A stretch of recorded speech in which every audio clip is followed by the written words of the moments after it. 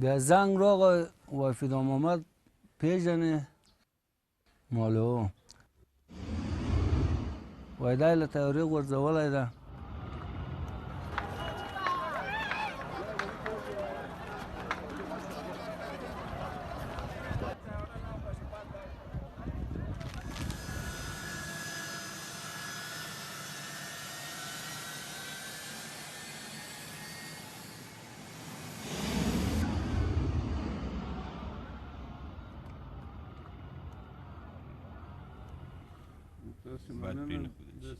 د هغه ځای نه موږ ته زنګ راغی. زه په همدغه ځای کې چې دا اوس ناست یم همدغه ځای کې بیا مې یو تابوت ځان سره واخیستم.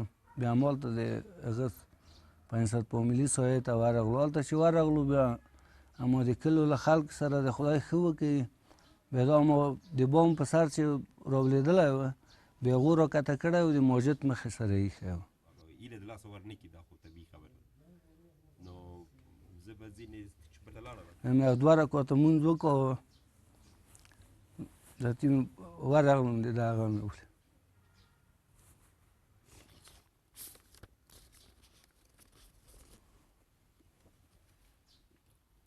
دا یې د فراغت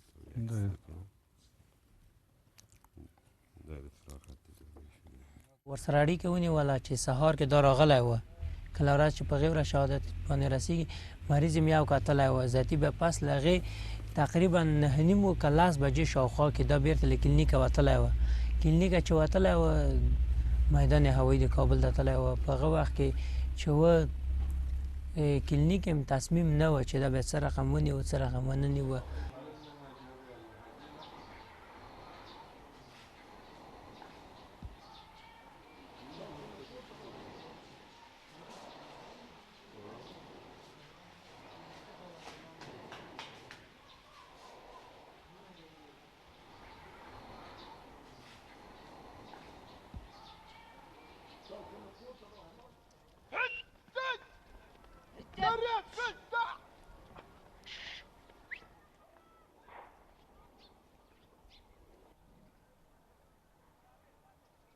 د موږ نه مخکې له هغه نه ډېر ښه ژوند و. ډېر ښه په حساب یعنې لاړ شي نه هغه خو د همدغه یو کال کې چې دغه حادثه وشوه موږ هر څه له لاسه ورکړل.